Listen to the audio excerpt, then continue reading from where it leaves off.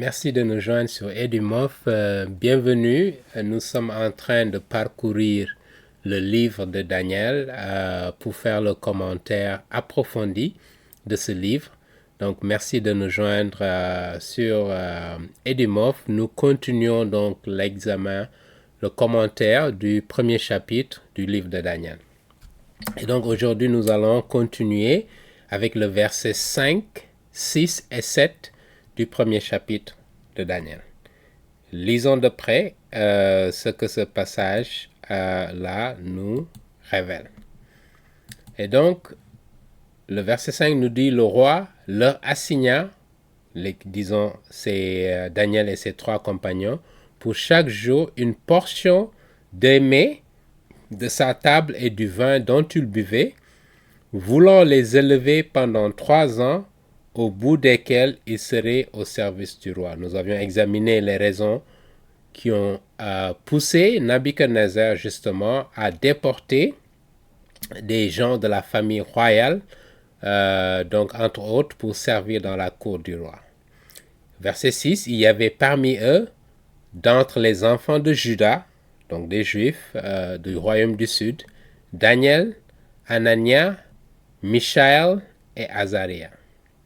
Le chef des eunuques leur donna des noms chaldéens ici, à Daniel celui de Belteshazzar, à Anania celui de Shadrach, à Michaël celui de Meshach et à Azariah celui d'Abednego.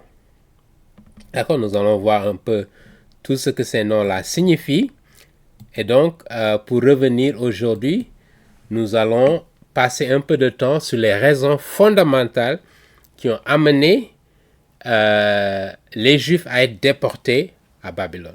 Quand vous fouillez la Bible, il y a 2 raisons fondamentales. Et nous y reviendrons en détail aujourd'hui. Ouvrons donc cette étude biblique par une prière à notre Seigneur. Nous voulons magnifier sa grandeur, sa puissance et sa sagesse. Et son amour pour nous avoir laissé cette précieuse parole qui nous sert de guide dans nos vies quotidiennes, quel que soit le travail que vous faites, quelles que soient les activités dans lesquelles vous êtes engagés. Cette parole, Dieu l'a fait descendre pour vous donner une ligne de conduite dans votre vie. Même si vous n'êtes pas chrétien, même si vous ne portez pas votre foi en Jésus-Christ, cette parole s'adresse à vous parce qu'il y a de la sagesse enfouie dans sa parole et que si vous mettez en pratique ce qu'il demande de faire, votre vie sera bénie. D'accord? Mais cette bénédiction commence par une connaissance de qui est ce Dieu de cet univers, qui veut vous parler, qui veut se faire connaître à vous. Ne résistez pas. Si vous sentez la puissance de l'Esprit en vous qui vous demande d'ouvrir votre cœur à sa parole.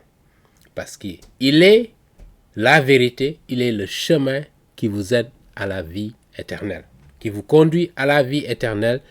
Et c'est ça l'objectif ultime de toute personne sur cette terre.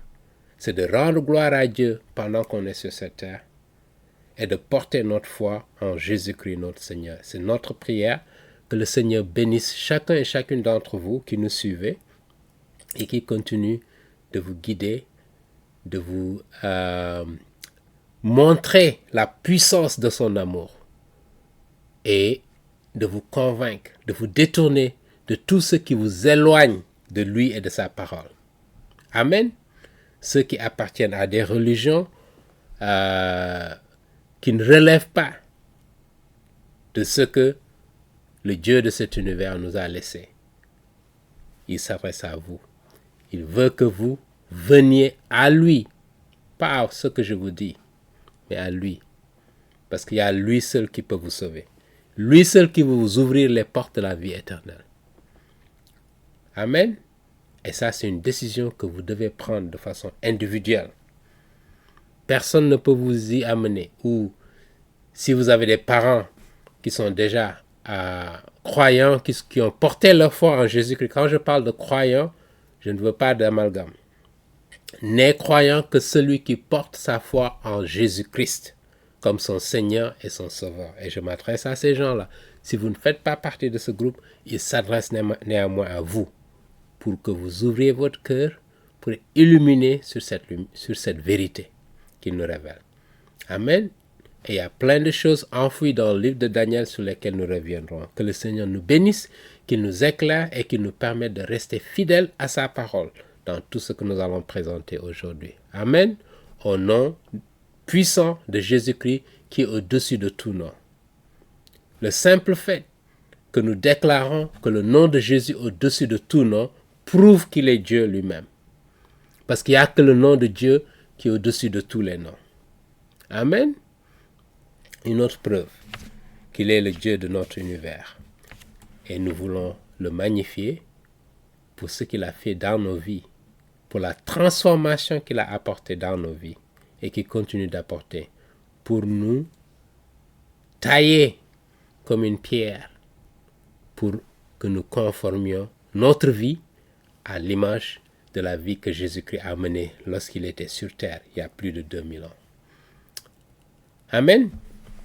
Donc, nous allons continuer ici, versets 5 à 7, et en particulier, nous allons nous appesantir sur les raisons fondamentales. Il y a deux raisons principales qui expliquent, qui ont entraîné la déportation des Juifs du royaume du Sud à Babylone. Ceux du royaume du Nord, naturellement, ils ont été détruits, rappelez-vous, un siècle avant. D'accord? En 722 avant Jésus-Christ, le royaume du Nord, parce qu'ils n'avaient que de mauvais rois, des rois qui étaient désobéissants à Dieu. Et quand on parle de mauvais rois, c'est par rapport à leur obéissance à Dieu. Il se pourrait que ces rois aient fait, par exemple, de grandes infrastructures dans le pays, qu'ils aient développé, je dirais, la vie économique dans ce pays qui a des retombées sur les populations. Mais Dieu ne regarde pas cela. Dieu regarde un roi qui obéit à sa parole. D'accord? Donc, c'est important de faire cette distinction-là. Donc, tous les rois qui étaient au royaume du Nord étaient désobéissants. Il n'y avait pas un qui avait la crainte de Dieu et qui suivait les commandements de Dieu et qui faisait suivre ça à l'ensemble de la population. Il n'y en avait pas. Voilà pourquoi ils ont été détruits par l'Empire assyrien en 722 avant Jésus-Christ. Mais ici, nous parlons du royaume du Sud, donc qui était encore, je dirais, dirigé par des rois qui étaient de la tribu de Juda. Et on nous dit donc qu'en 605 avant Jésus-Christ, on a entamé la première déportation de Juifs vers Babylone. D'accord? Pourquoi? Deux raisons principales. Et c'est ce que nous allons présenter maintenant. Regardons la première raison qui a fait que Dieu les a envoyés à Babylone. Parce que justement, ils ont commis un péché grave qui s'appelle le péché de l'idolâtrie. En plus d'adorer le vrai Dieu de cet univers, ils s'adonnaient à l'adoration d'idoles. En d'autres termes, de faux dieux. Et nous voyons ça aujourd'hui dans nos vies modernes. Des gens qui vont à l'église, qui disent qu'ils croient en Dieu, mais au-delà de cela, ils ont des idoles à côté. D'accord? Que ce soit des idoles traditionnelles, où on va voir un féticheur pour, je dirais, soit jeter un sort, soit se protéger, se prémunir contre des sorts. C'est de l'idolâtrie. D'accord? Tout ce qui, je dirais, adore des choses qui en font le centre de leur vie, qui investissent leur argent là-dedans, par exemple. Ça montre là où est votre cœur. Parce que la Bible nous dit, là où votre trésor est, c'est là où se trouve votre cœur. Donc les choses sur lesquelles vous passez plus de temps, les choses dans lesquelles vous investissez votre argent, c'est cela votre Dieu. C'est là où c'est ce que vous adorez. Vous pouvez dire, je vais à l'église tous les dimanches, mais si l'essentiel de votre temps, vous le passez dans ces choses-là, c'est cela vos idoles. Parce que si Dieu est le principal, je dirais, élément dans votre vie, vous devez consacrer du temps à la prière, vous devez consacrer du temps à méditer sur sa parole, vous devez consacrer du temps avec lui, en communion avec lui, dans vos journées, quel que soit ce que vous faites comme activité. Et c'est comme ça qu'on définit quelqu'un qui s'adonne à l'idolâtrie. Donc ne pensez pas que ces Juifs du royaume du Sud étaient plus adonnés à de l'idolâtrie que vous autres qui êtes ici au XXIe siècle. Examinez vos vies. Examinons nos vies pour voir est-ce que nous donnons la priorité à Dieu, notre relation avec Dieu, notre crainte de Dieu, notre obéissance au commandement de Dieu.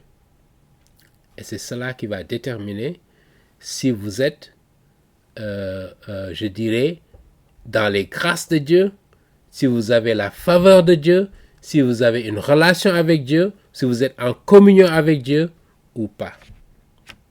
D'accord? Ici, les Juifs s'adonnaient à l'idolâtrie. Ça, c'est un péché extrêmement grave pour Dieu.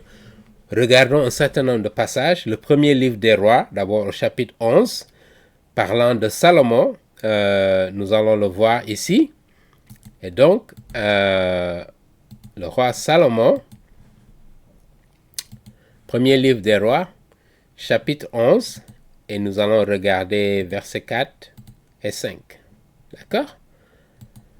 Ici, le roi Salomon aima beaucoup de femmes étrangères, disons qui n'étaient pas juives, outre la fille de Pharaon, des Moabites, des Ammonites, des Édomites, des Sidoniens, des Hétiens appartenant aux nations dont l'Éternel avait dit aux enfants d'Israël, vous n'irez point chez elles et elles ne viendront point chez vous.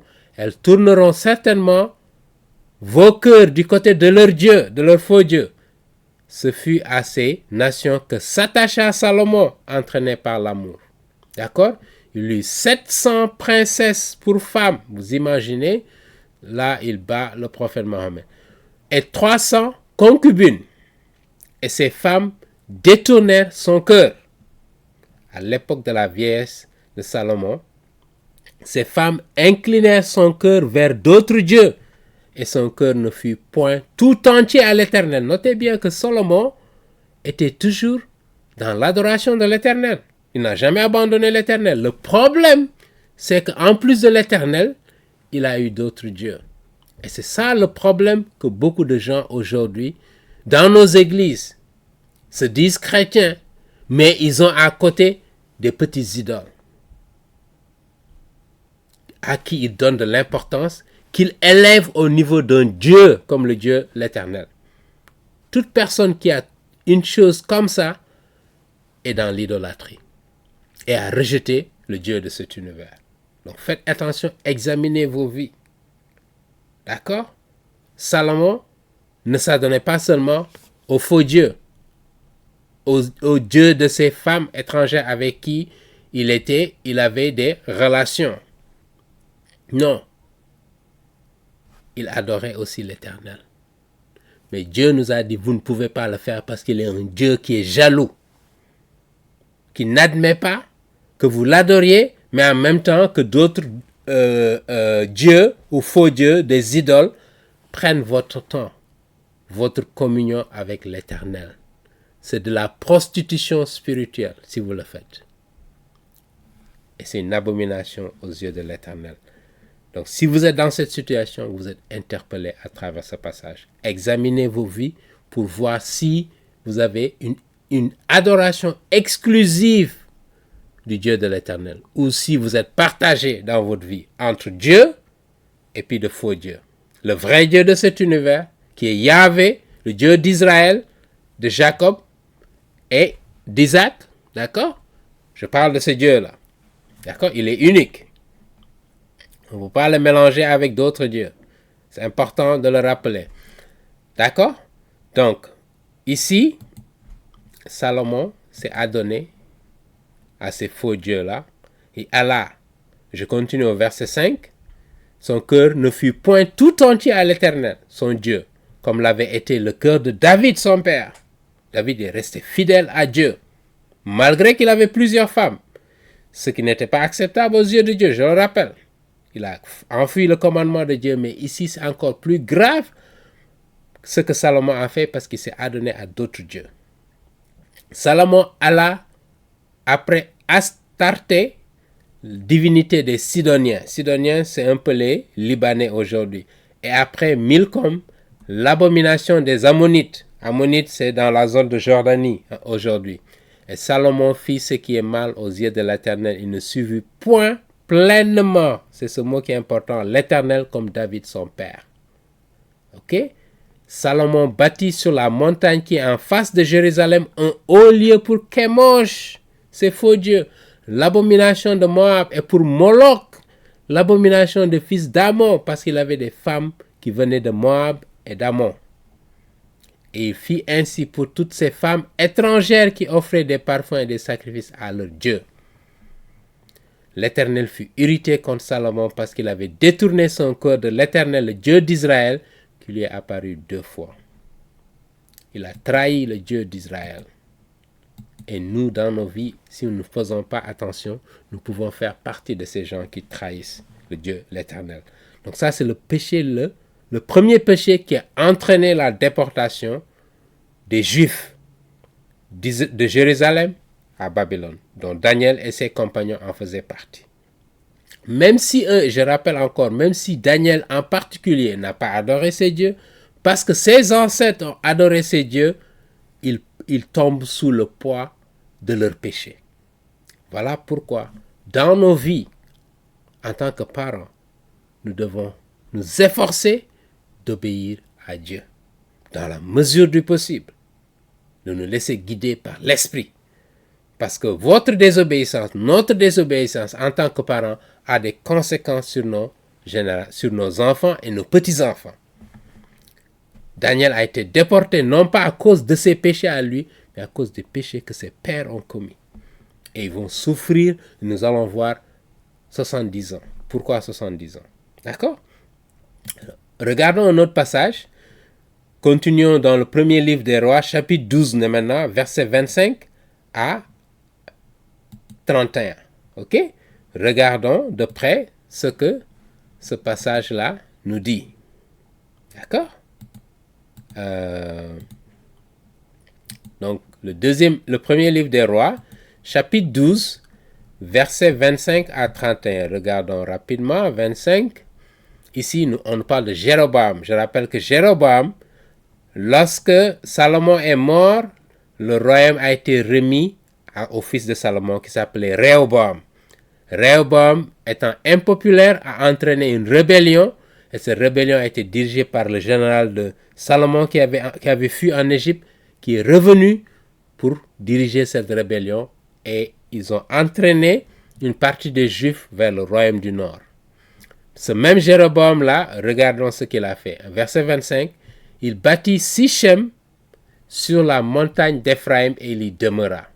Puis il en sortit et bâtit Pénuel. Jéroboam dit en son cœur, au lieu de consulter l'Éternel, le royaume pourrait bien maintenant retourner à la maison de David. Il avait cette crainte parce qu'ils se sont séparés du royaume du sud.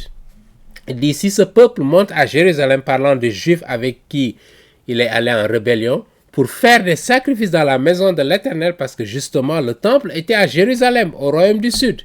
Donc il avait peur que les gens soient détournés, et donc lui-même il va créer un temple dans le royaume du nord. D'accord? Il dit, le cœur de ce peuple retournera à son seigneur, à Rehoboam, qui était le fils de Salomon, roi de Juda, et ils me tueront et retourneront à Rehoboam, roi de Juda. Donc à cause de cette crainte, après s'être consulté, le roi fit 2 veaux d'or. Voyez l'abomination qu'il est en train de commettre. Et il dit au peuple, assez longtemps vous êtes monté à Jérusalem, Israël. Voici ton Dieu qui t'a fait sortir du pays d'Égypte. Il plaça l'un des veaux à Bethel, ça c'est au royaume du nord, et il mit l'autre à Dan, qui est à l'extrême nord. Ce fut là, notez bien, une occasion de péché. à Dieu comme une offense. Il dit le peuple alla devant l'un des veaux jusqu'à Dan. Jéroboam fit une maison de haut lieu et il créa des sacrificateurs au lieu de prendre les descendants de Lévi qui étaient, nommés par Dieu lui-même pour faire ces sacrifices. Il prit des sacrifices parmi tout le peuple et qui n'appartenaient pas au fils de Lévi. Il enfreint la loi de Dieu. Il établit une fête au 8e mois, le 15e jour du mois, comme la fête qui se célébrait en Juda. Il offrit des sacrifices sur l'autel. Voici ce qu'il fit à Bethel, afin que l'on sacrifiât aux veaux qu'il avait fait. Donc des veaux, faux dieux, il sacrifiait à ces dieux-là. Il plaça à Bethel les prêtres des hauts lieux qu'il avait élevés. Il monta sur l'autel qu'il avait fait à Bethel le 15e jour du 8e mois qu'il avait choisi de son gré, au lieu de se fier à ce que Dieu a institué comme pratique. Il fit une fête pour les enfants d'Israël et il monta sur l'autel pour brûler des parfums. D'accord? Un autre, Jéroboam, Salomon, a enfreint, désobéi à Dieu en s'adonnant à l'idolâtrie. Jéroboam également va faire la même chose. Continuons. Le premier livre des rois toujours, chapitre 16, verset 29 à 33. Lisons de près ce que ce passage-là nous dit. Ok? Chapitre 16, premier livre des rois, chapitre 16, verset.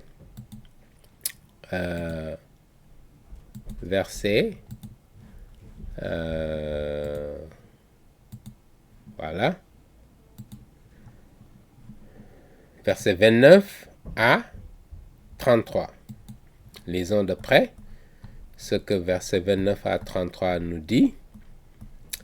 Le roi Akab, fils d'Omri, régna sur Israël, sur le royaume du Nord, la 38e année d'Assa. D'Assa, c'est un roi du Sud qui était un bon roi, notez-le. Akab, fils d'Omri, régna 22 ans sur Israël à Samarie, la capitale.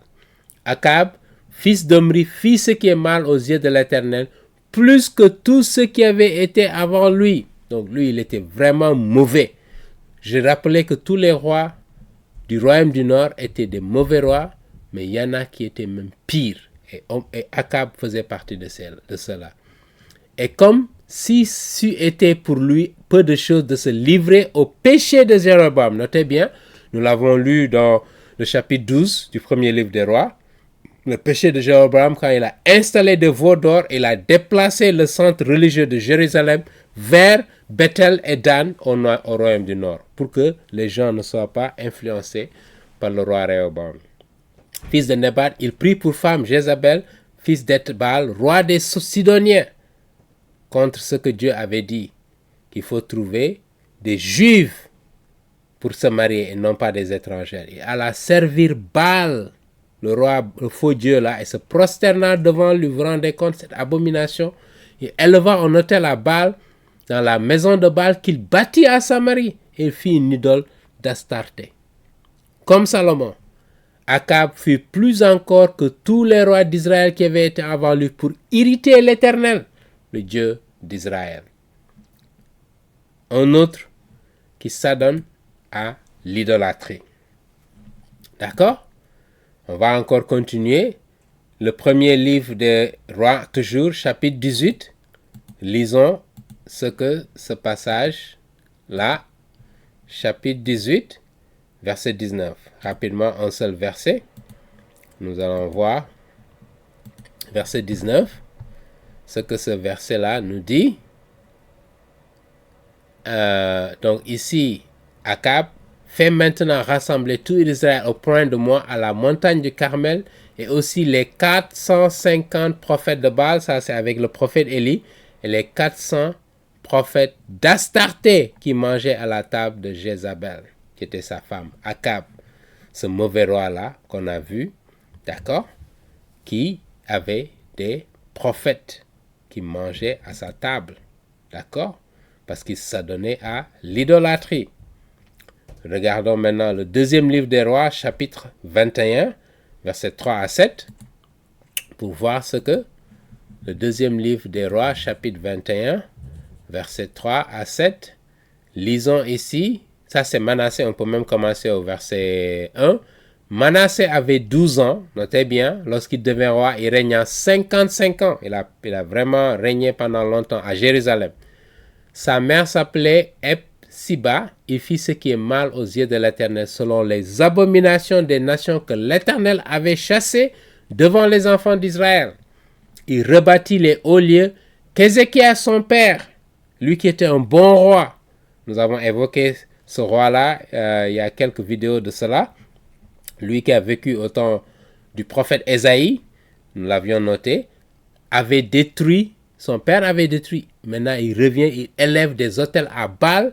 Il fit une idole d'Astarté, comme avait fait Akab, roi d'Israël, lui qui était un mauvais roi, qui a fait pire que beaucoup de rois d'Israël du Nord. Il se prosterna devant toute l'armée des cieux et l'a servi. Il bâtit des autels dans la maison de l'Éternel, dans le temple de Jérusalem, quoique l'Éternel eût dit, c'est dans Jérusalem que je placerai mon nom. Donc il fait une abomination dans le temple de Jérusalem. Il bâtit des autels à toute l'armée des cieux dans les deux parvis de la maison de l'Éternel. Notez bien une autre abomination qu'il vient de commettre. Il fit passer son propre fils par le feu, justement parce qu'il s'adonnait à ses fétiches et à toutes ces pratiques de sorcellerie et de divination que Dieu abhorre. Il observait les nuages et les serpents pour en tirer des pronostics. Vous rendez compte? Et il établit des gens qui évoquaient les esprits et qui prédisaient l'avenir. Il fit de plus en plus ce qui est mal aux yeux de l'Éternel afin de l'irriter. Il mit l'idole d'Astarté qu'il avait faite dans la maison de laquelle l'Éternel avait dit à David et à Salomon son fils, c'est dans cette maison et dans Jérusalem que j'ai choisi parmi toutes les tribus d'Israël que je veux à toujours placer mon nom, parce que son nom est saint et son nom est puissant. Son nom est le plus grand, le plus haut nom, le plus majestueux, prestigieux nom de tous les noms. Et c'est le nom de Jésus-Christ. Je le rappelle. C'est lui-même qui dit, ce que Manassé a fait, c'est une abomination parce qu'il a commis le péché de l'idolâtrie. Et à cause de ça, les descendants d'Israël, les Juifs du royaume du Sud vont être déportés à Babylone. D'accord? Et on peut revenir sur le deuxième livre des Chroniques, mais nous allons passer. Je vous demande seulement de prendre note. Le deuxième livre des Chroniques, regardez bien, chapitre 28, versets 2 à 4. Donc je vous invite à continuer à lire ça à tête reposée. Ça, c'est la première raison. La deuxième raison qui a entraîné la déportation des Juifs du royaume du Sud avec Daniel et ses trois compagnons, Ananias, Azarias et Micha. Ok? Le nom juif, et nous reviendrons sur la signification de ces noms. Donc, la deuxième raison fondamentale qui a entraîné la déportation des Juifs, c'est quoi? C'est ce qu'on appelle la violation du sabbat de la terre. Il y a ce qu'on appelle le sabbat, je dirais, de la semaine. Il y a ce qu'on appelle le sabbat de la terre.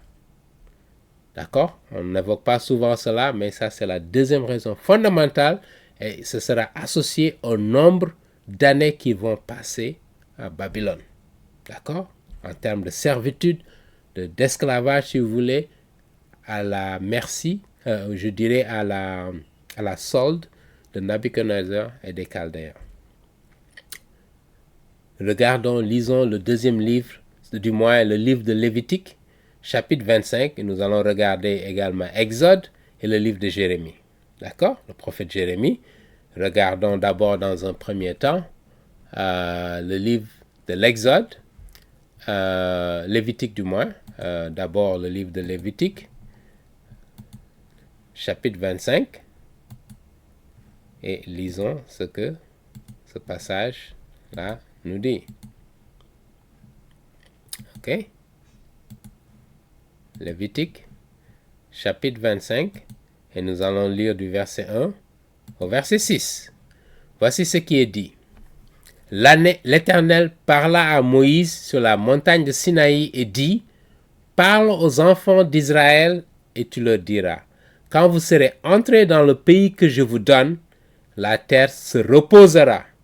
Ce sera un sabbat en l'honneur de l'Éternel. Notez bien, pendant 6 ans, tu ensemenceras ton champ, s'adressant à chaque juif qui va entrer dans la terre promise et qui va occuper un territoire.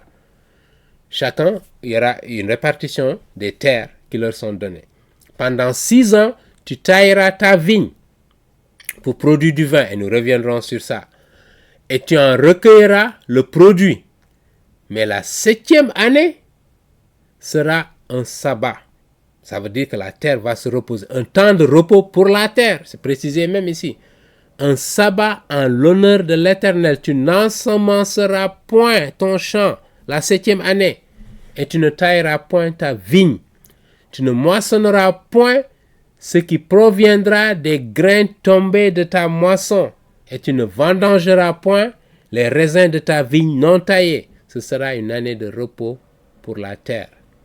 Ce que produira la terre pendant son sabbat vous servira de nourriture à toi et à ton serviteur et à ta servante, à ton mercenaire, à l'étranger qui demeure avec toi, à ton bétail, aux animaux qui sont dans son pays. Tout son produit servira de nourriture. Pas de culture durant l'année sabbatique, la 7e année. Laisse la terre en jachère. Voilà en d'autres termes ce que Dieu commande aux Israélites de faire. Et que s'est-il passé? Ils ont désobéi à ce commandement. D'accord? Regardons un autre verset. Lisons verset 20 de ce même chapitre de Lévitique du 25, versets 20 et 22. Lisons de près ce que ce verset-là nous dit. Pour continuer. OK? Verset 20. Ça c'est 19. 21. Ici. Il dit, mettez mes lois en pratique, observez mes observances et mettez-les en pratique et vous habiterez en sécurité dans le pays. Le pays donnera ses fruits. Vous mangerez à satiété et vous y habiterez en sécurité. Si vous dites, que mangerons-nous la 7e année? Parce que justement, Dieu leur a dit la 7e année, pas de culture, laissez tout en jachère. Puisque nous ne sèmerons point et nous ne ferons point nos récoltes. Donc, une bonne question légitime. Mais qu'est-ce que Dieu leur dit? Je vous accorderai ma bénédiction. Est-ce que vous avez foi en moi? Et ça, c'est le même message que Dieu nous adresse aujourd'hui au 21e siècle. Même dans des circonstances où vous êtes confronté à la famine, à la guerre, à la récession, à toutes sortes de calamités économiques auxquelles vous faites face, Dieu vous dit, allez-vous porter votre foi en moi, sachant que je pourvoirai à tous vos besoins. Quand je vous dis, ne cultivez pas la terre, faites-moi confiance. Je m'occuperai de vous. C'est ce qu'il avait dit aux Juifs dans cette époque. Et il s'adresse à nous aujourd'hui. Où est ta foi lorsque tu fais face à des difficultés? Lorsque tu es confronté à de l'incertitude, tu ne sais pas où tu vas trouver l'argent pour payer ton loyer. D'accord? Pour nourrir ta famille. Pour envoyer tes enfants à l'école. Dieu dit, je vous accorderai ma bénédiction la 6e année si vous suivez mes commandements. Et il donnera des produits pour 3 ans. Vous sèmerez la 8e année, vous retournez la 8e année et vous mangerez de l'ancienne récolte jusqu'à la 9e année. Jusqu'à la nouvelle récolte, vous mangerez de l'ancienne. Vous apprendrez à faire des économies. D'accord? Parce que je vous ai donné ce commandement. Et si vous suivez ce que je vous dis, si vous portez votre foi en la parole de Dieu, il sera fidèle à vous. Il ne vous abandonnera jamais. Cela ne veut pas dire que vous ne serez pas confronté à des difficultés. Non, ce n'est pas le message de l'évangile. Parce qu'il y en a qui prêchent ce genre de message. Non, parce que Dieu nous dit, vous serez libre de toute difficulté. Non, ça, ce n'est pas la vie que Dieu à laquelle Dieu nous appelle. Non, nous serons confrontés à des difficultés partout, à tout moment. Mais il nous dit de rester fidèle, de croire en lui, que tout est entre ses mains, de faire le tout naturellement pour vous battre contre cette situation, de trouver des solutions, mais en dernier ressort de porter votre foi en lui parce qu'il s'occupera de vous. Ça, c'est sa promesse. Et la promesse qu'il a faite aux enfants d'Israël. D'accord? Il dit, les terres ne se vendront point à perpétuité, car le pays est à moi, car vous êtes chez moi comme étrangers et comme habitants dans tout le pays dont vous aurez la possession. Vous établissez le droit de rachat pour les terres, etc. Et nous reviendrons sur ces aspects-là. Et donc, voilà ce qu'il dit dans Lévitique, chapitre 25. Regardons un autre passage. Exode, chapitre 23, versets 10 à 11. Regardons Exode, chapitre 23. D'accord? Verset. Donc, Exode, chapitre 23, versets 10 et 11. Regardons de près. Verset 10. Donc, ça, c'est le verset 10. Il dit, pendant 6 ans, notez bien encore, tu ensemenceras la terre et tu en recueilleras le produit pendant 6 ans. Mais la 7e année, tu lui donneras du relâche et tu la laisseras en repos. Les pauvres de ton peuple en jouiront et les bêtes des champs mangeront ce qui restera. Tu feras de même pour ta vigne et pour tes oliviers. D'accord? Voilà ce que Dieu demande de faire, qui est d'observer le sabbat de la terre. En plus du sabbat de l'homme, où dit travaillez pendant 6 jours, et le 7e jour, reposez-vous. Contemplez ce que Dieu a fait comme dans la création. Contemplez la grandeur de Dieu pendant le week-end. Ne vous adonnez pas au travail tout le temps. Prenez le temps de repos parce que votre corps d'abord en a besoin. Et deuxièmement, adonnez-vous à l'Éternel. Passez du temps avec lui. Occupez-vous de servir l'Éternel durant ce temps pour un équilibre dans votre vie, pour une bénédiction dans votre vie. Et cette discipline de mettre du temps de côté pour Dieu, en particulier le week-end. Organisez-vous dans votre temps. Ne vous laissez pas emporter par les péripéties de la vie, les jouissances de la vie, jusqu'à oublier ce qui est le plus important, qui est de passer du temps avec l'Éternel. Amen. Donc il dit le sabbat de la terre, également, il faut l'observer. On va regarder un 3e passage, le livre de Jérémie, au chapitre 25, versets 1 à 13. Nous allons le lire rapidement. Le livre de Jérémie, chapitre 25 du moins, livre de Jérémie. Regardons le livre de Jérémie, chapitre 25, et nous allons lire à partir du 1er verset. Voici ce qu'il a dit, 70 ans de captivité en Babylone. La parole fut adressée à Jérémie sur tout le peuple de Juda, la 4e année de Joachim. Joachim, on l'a vu, fils de Josias, roi de Juda. C'était la 1re année de Nabuchodonosor, roi de Juda. Donc, quand il est venu pour assiéger Jérusalem, il a emporté Daniel et ses amis. Il dit, parole que Jérémie prononça devant tout le peuple de Juda et devant tous les habitants de Jérusalem en disant, donc la 1re année de Nabuchodonosor, en 605, d'accord? Il dit, depuis la 13e année de Josias, Josias qui était le père de Joachim, était un bon roi, mais rappelez-vous, il a été tué par les Égyptiens, d'accord, avec la bataille de Karchemèche, nous l'avons vu, cette zone qui était entre la Turquie et la Syrie.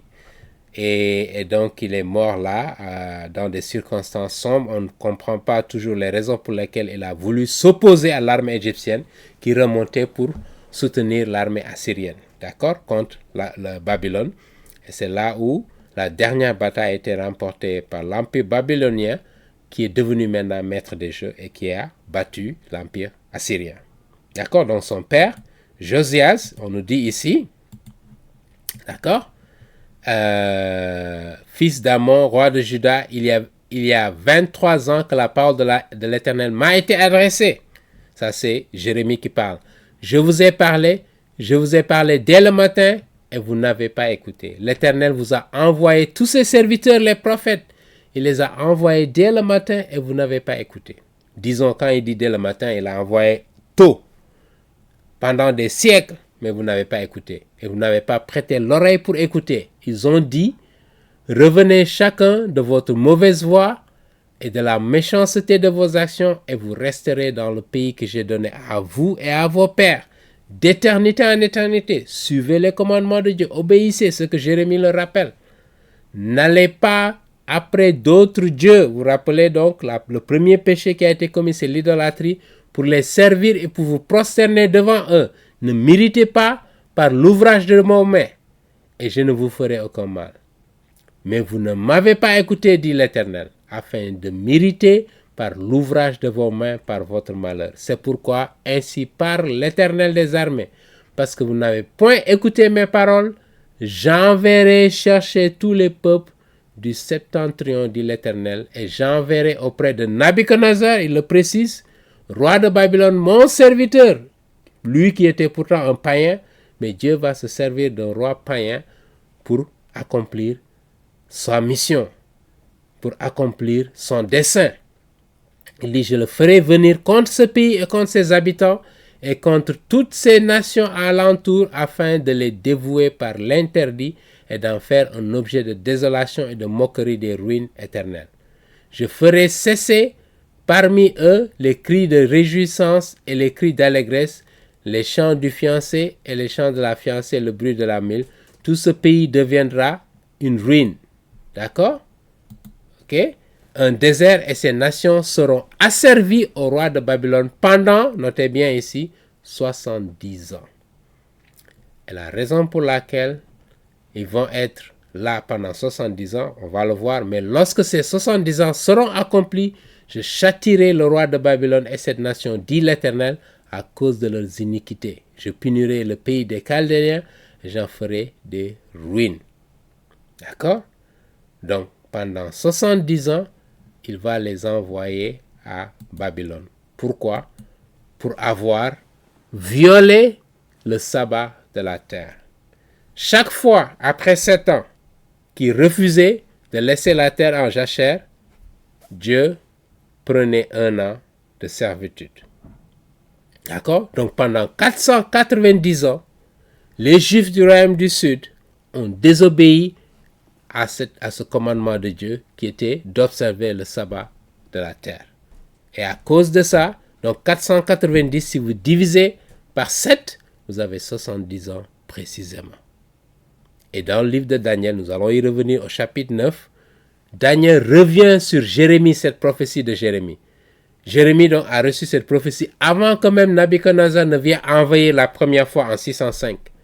Et Dieu lui a dit, j'enverrai les enfants d'Israël pendant 70 ans. Pourquoi? Parce qu'ils ont violé le sabbat de la terre. Donc chaque fois, chaque 7 ans qu'ils ont violé le sabbat, je leur donne 1 an en exil. Donc 7 ans fois 70 ans, ça fait 490 ans. Donc parce qu'ils ont désobéi pendant 490 ans, pendant 70 ans, ils seront en servitude. Parce que le Dieu de la Bible, le Dieu d'Israël est un Dieu de précision. Amen. Donc une prophétie précisée de façon claire. Et Daniel, au chapitre 9, nous allons y revenir, avant que les 70 années ne s'épuisent, il se rappelle de la prophétie de Jérémie et il implore le pardon de l'Éternel. Pour qu'il lui dise, mais qu'est-ce qui va se passer donc après ces 70 ans? Nous sommes en esclavage, en servitude à Babylone, avec tout le peuple. Et on voit les souffrances qu'ils endurent là-bas. à cause de leur désobéissance. Et Daniel veut comprendre. Et Dieu va lui faire cette révélation spéciale au chapitre 9. Extraordinaire. Rien à voir avec tous les autres livres sacrés. Les Vedas hindous, les Bhagavad Gita, le Coran, les écrits de Baha'i, etc. Toutes ces religions-là, il n'y a pas une seule de ces religions qui a des textes sacrés qui nous donnent ce genre de prophétie. Il n'y en a pas. Et je défie toute personne qui m'écoute de venir avec des informations précises. 70 ans, il dit que vous allez être en déportation, mais après 70 ans, je vais vous faire revenir parce que je vais punir le roi de Babylone. C'est exactement ce qu'il a fait. Amen. Et les Juifs sont revenus sur leur terre promise à Jérusalem. D'accord? Voilà, donc c'est ça les raisons principales. Maintenant, avançons rapidement pour revenir un peu sur donc cette déportation à Babylone.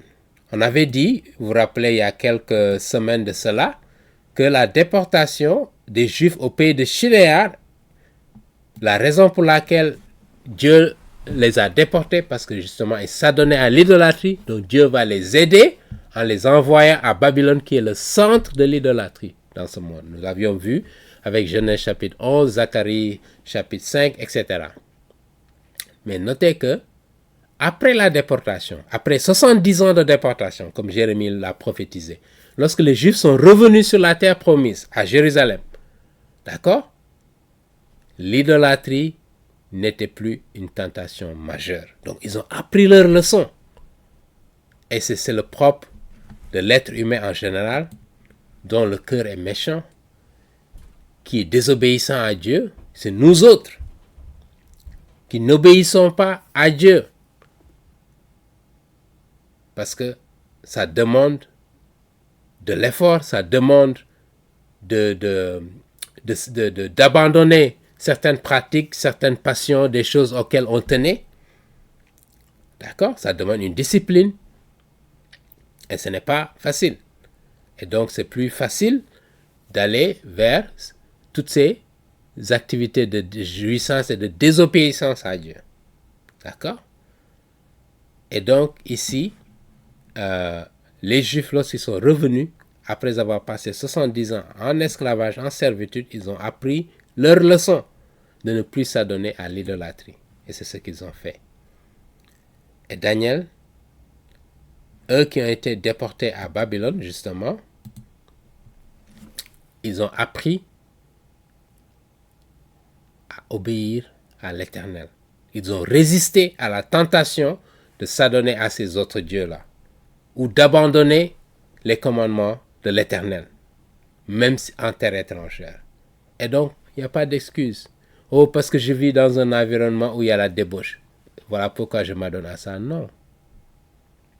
Quel que soit là où vous vivez, vous pouvez toujours résister à la tentation de vivre comme tout le monde. Parce que ça demande la force de caractère, ça demande le courage, ça demande d'abandonner, de se départir de certaines choses. D'accord? Ça demande un sacrifice qui vaut la peine parce que vous voulez plaire à l'Éternel. Ça demande d'abandonner beaucoup de choses, des privilèges auxquels peut-être vous tenez. Mais si vous voulez suivre l'Éternel, si vous voulez être fidèle à l'Éternel, vous devez abandonner cela. Amen. Parce qu'il y a du plaisir à suivre l'Éternel, à faire ce que l'Éternel veut. D'accord, maintenant, en dernier ressort, regardons un peu pour finir la signification des noms Daniel, Ananias, Azarias et Michal. Ce que ça signifie, mais également leur nom chaldéen qui leur était donné par justement le chef des eunuques. Sous le contrôle de qui Daniel et ses compagnons étaient. Donc le premier nom, Daniel, signifie Dieu est juge. El, c'est le nom de Dieu, donc Dieu est juge. Et Daniel, on lui a donné le nom de Belteshazzar. En fait, c'est Belteshazzar.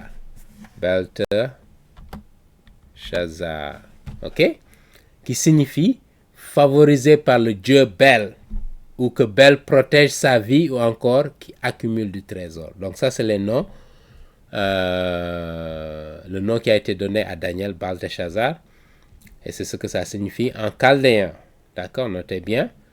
Et le premier compagnon de Daniel qui s'appelle Ananias, son nom signifie Dieu est gracieux. D'accord? Dieu est gracieux. Attendez. Dieu est gracieux.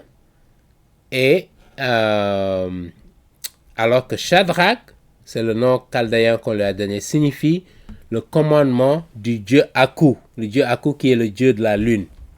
D'accord? Le commandement du dieu Aku, qui est le dieu de la lune. Voilà la signification de ces noms ici. Et donc, ensuite, nous avons Azariah, si vous voulez en français. Nous avons Michal et Azarias. Michal signifie qui est celui qui est Dieu. Michal en hébreu. Alors que Mishak, le nom chaldéen ou babylonien, signifie qui est comme le dieu Aku. Mishak, Aku. L'autre Azarias, ou Azaria en fait en français, ça signifie Dieu aide.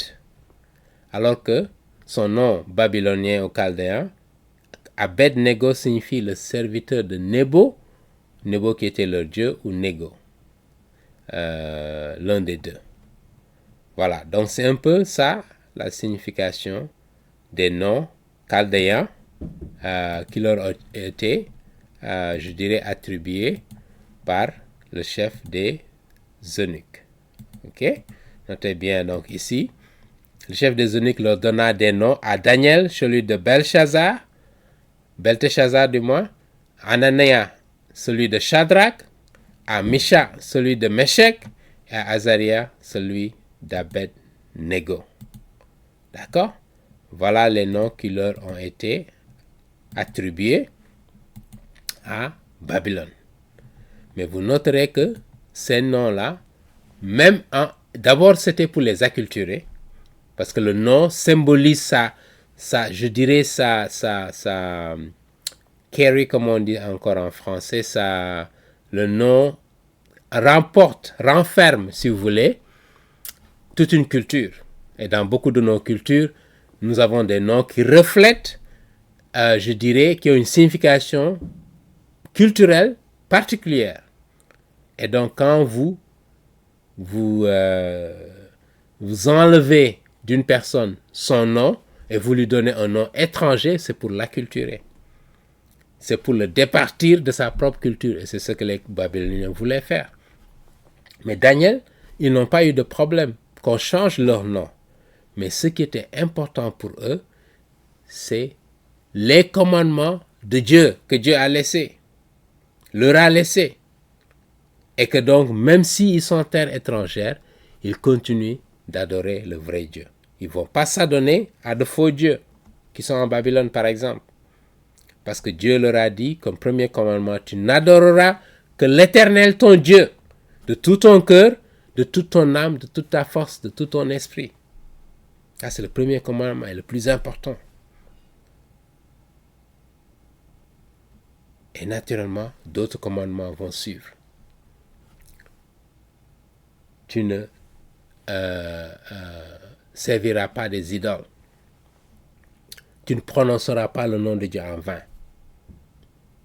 D'accord? Etc. Tu ne voleras pas, tu ne commettras pas d'adultère. Tu ne mentiras pas, tu ne prononceras pas de faux témoignages contre ton prochain. Donc tu aimeras ton prochain comme toi-même, pour résumer l'ensemble de ces passages. Et c'est ce que Daniel et ses compagnons se sont évertués à vivre, même en terre étrangère, où tout le monde faisait ce qu'il voulait, où tout le monde désobéissait, violait les commandements de Dieu à longueur de journée. Mais eux, ils avaient la crainte de Dieu. Et c'est à quoi nous sommes appelés aujourd'hui, dans ce monde du XXe siècle, où je dirais la débauche, l'immoralité, le mensonge font monnaie courante dans nos sociétés. ou la course à l'argent, au matériel, font que les gens sont prêts à tout. La fin justifie les moyens. Si vous êtes un enfant de Dieu, allez-vous vous adonner à ces choses-là? Allez-vous suivre ces tendances parce que simplement tout le monde le fait? Allez-vous obéir à l'Éternel? Daniel et ses compagnons ont choisi d'obéir à l'Éternel. Amen. Et vous êtes appelés à cela. Ils sont restés fidèles au commandement de leur Dieu. Exactement comme Joseph. Joseph qui a été vendu par ses frères en Égypte, d'accord? Ils étaient en Israël. Il a été vendu. Donc il est devenu esclave en Égypte. Mais malgré cela, il est resté fidèle à Dieu.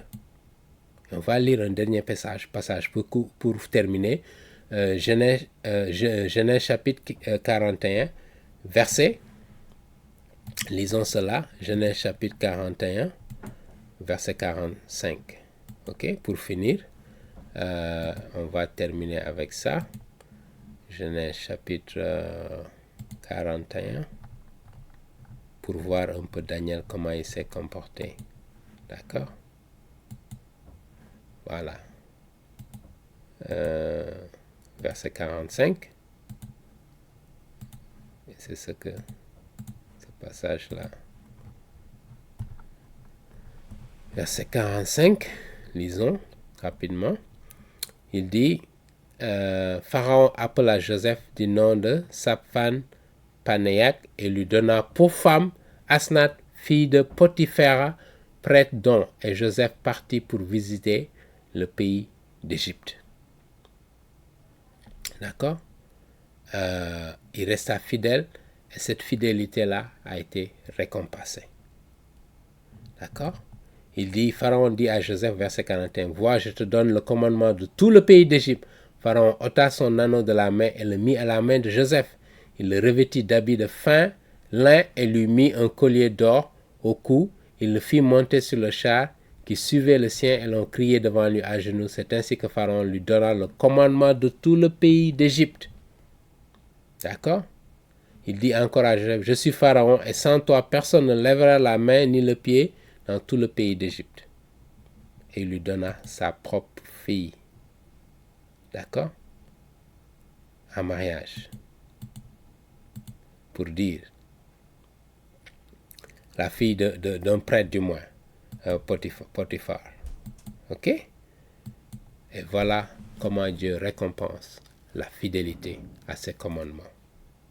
Ça peut prendre 20 ans. Êtes-vous prêt à attendre 20 ans en restant fidèle à l'Éternel? Ou allez-vous commencer 1 an et lorsque les difficultés surgissent, vous dites, Seigneur, je ne peux plus. Non, il vous dit de résister à cette tentation-là.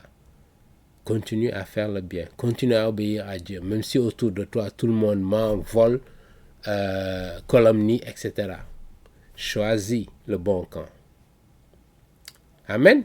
Nous allons continuer la prochaine fois sur le verset 8 et suivant pour examiner de près. En particulier, nous reviendrons sur ce que Daniel et ses compagnons mangeaient dans la table du roi, ce qu'on leur présentait, et pourquoi ils ont choisi de ne pas faire comme tout le monde, à leur risque et péril.